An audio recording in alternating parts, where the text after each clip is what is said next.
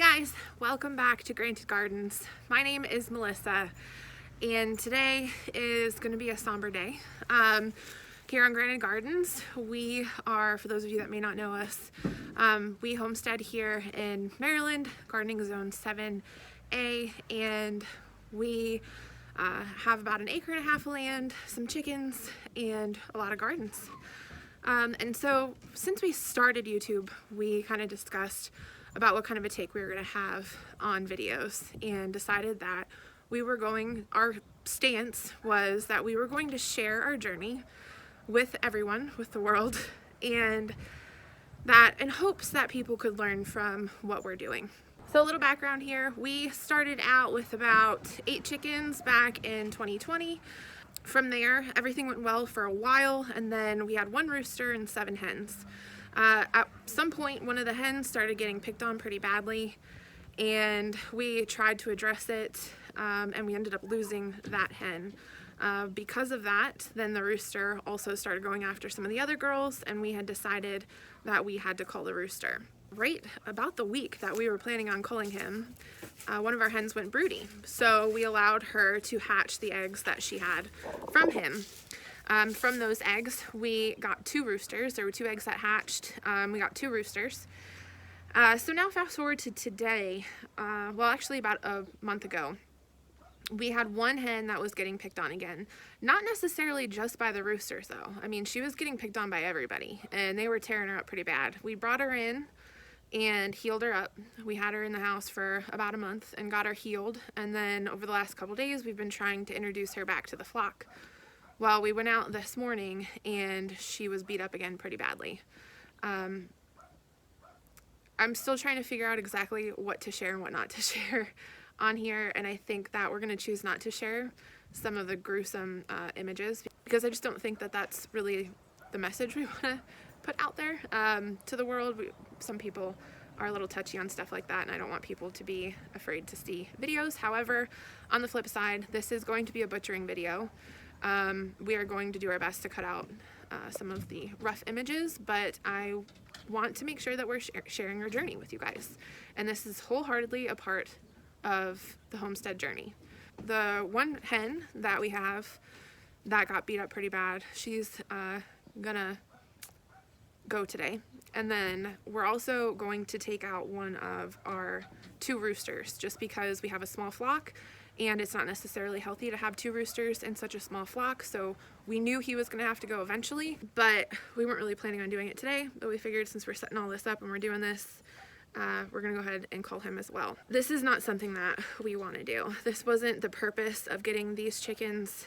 When we got these chickens, we got them to provide eggs for us. They were not without the intention of them being meat birds. However, we also understand how much effort goes into raising chickens and, you know, living this lifestyle, and we don't like to see anything go to waste. So, and with the fact that this 1 hen right now, she's not in a good place, and so she's suffering, and we need to make sure that, you know, we do something about that, because at the end of the day we are responsible for these lives. So we're gonna go ahead and do this, and we're going to process the meat. The hen is fairly small. She has healed back up pretty well and put on some weight, but I can't imagine that she's got much on her. However, the rooster will be decent to put away. The hen, I believe I will end up just using for soup. So they won't go to waste. We are honoring the lives that they had. We did everything we possibly could in our power to make sure that the lives that they did have were wonderful. And this is kind of a part of the process of homesteading. So right now we're working on getting set up. We're gonna go back in the woods, which you can't really see, but they're behind me, get everything set up and ready for processing. So Tyler's got our buckets going. Here we've got a bucket of ice water. This is going to be heated up and placed on here and heated up. These will be used after the chicken is culled to dunk it in the different temperatures here. Will help loosen up the feathers, make it a little easier to pluck. Here's part of our setup. Last time we did this, we went way back in the woods, which was nicer because we weren't sure what kind of a mess we were gonna get, and we just didn't want it so close, but to be honest with you, it wasn't that messy, and it was really hard to lug everything out there and then lug it back. So we're a little closer this time. But yeah, so I'm gonna put some plastic down on the table and get rocking and rolling.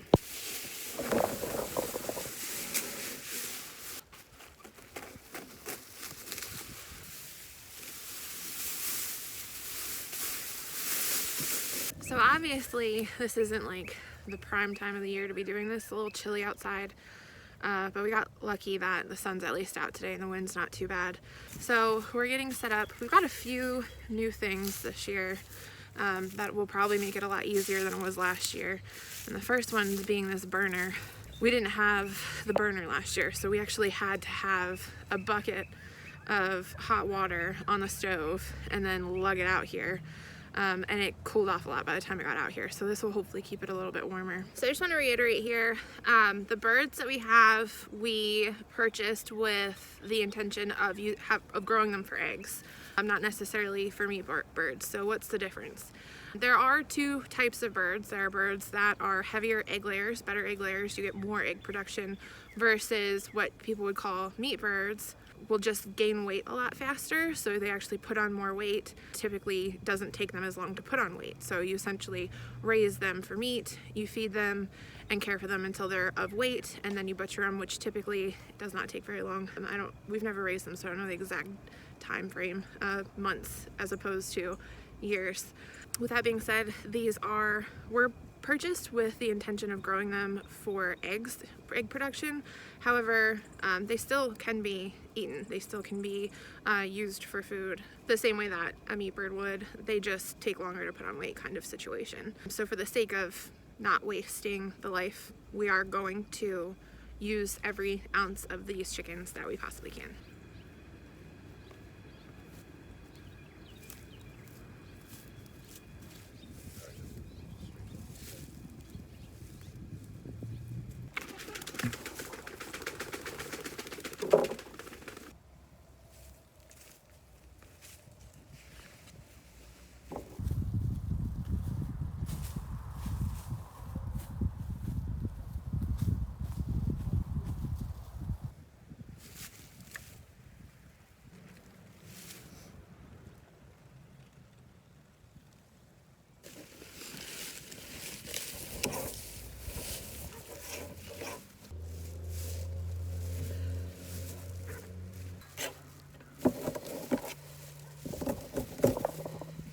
So we've got two decent sized birds here. I was actually happy to see that there's a meal out of the hen, so there was more meat on there than I thought there was going to be. So we got that done. Now we just need to kind of get them washed up. The thing that I did want to note though was the difference in the plucking this time. When we did our rooster last time, it was really hard to pluck him. Like, that was a struggle, so we ended up skinning him. This time it was a lot easier to pluck, so we did something right. And I think having that burner going so that the water stayed warm was the biggest difference for sure. So this is by no means like a how-to video. We aren't taking you through step-by-step on stuff, but we did actually get the chance to go and visit our friends, the Stivers Homestead, last summer, which is where we learned how to butcher chickens. So that was our first time ever doing it. We're gonna go ahead and link their video below because they put together a wonderful how-to video. So if you're interested in learning how to do the process, I suggest going there.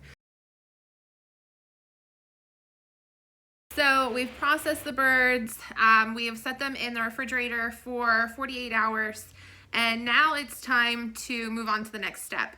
So the next step here with one bird is going to be dinner, which is what you see in the crock pot over here. And the second step with the other bird is going to be preserving. So today I'm going to be using something different that I've never used before, and that's a Food Saver System vacuum seal. So I just did one quick round with it just so that I kind of like got a feel for what I was doing. Here we are. So these are breasts from the rooster, vacuum sealed, home packaged in our Food Saver system. So I'll show you the Food Saver that we have and show you a quick process for it. Sorry, kitchen's a mess. So this is our Food Saver that we have. I'm not sure like what generation this is or what the story is. I'll be honest, I got it off of Marketplace for like $5. So this is the manual that we have. And then when it opens up, so this was brand new. I literally took it out of the packaging. It still has the stickers on it and everything. So first what I'm gonna do is I'm going to cut the proper size of my bag. All right, now after putting the meat in the bag, I realized that I used a lot of bag here, so that was a fail. I should have gone smaller. Again, I'm still learning, I'm not mad. It's a learning process, but I will get better at that. But we've got our 2 wings, our 2 thighs, and our 2 legs in here. So now we're going to vacuum it and seal it up. I'm gonna slip the end of the bag into that little green slot, close, click to operate, and then click vacuum. We'll slide it open, and there we have it.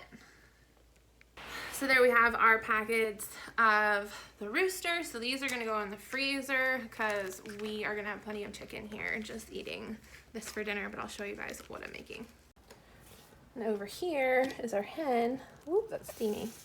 Going in the crock pot with some pineapple and some homemade sweet and sour sauce. Then I've got the leftovers here that will be used for soup. I love making bone broth. It's something that I make regularly to make sure that we are using every piece of that animal, that nothing is going to waste. I'm really proud of us for what we've done. I'm proud that we accomplished this. I'm glad that we're at the point now where we're learning how to properly do the process from start to finish. Even the concept of the food saver here just really changes the game. Now I just wanted to add here, the reason why we decide to go this route is number one, the whole concept of gardening and raising chickens and providing and growing our own food started off as a hobby to us. But we quickly learned that the food system is very fragile, and that it is fairly easy for something to break that food system. We all saw it throughout 2020 and still ongoing in many places, that sometimes you can't find stuff at the grocery store. And so what started as a hobby really turned into more of a lifestyle and a way of building a skill set. And that's really how we approach this, is that we're learning how to do something for ourselves that provides more sustainability, provides a lot of opportunities for lessons to be learned. So as always, thank you guys so much for watching, and I look forward to sharing more with you soon.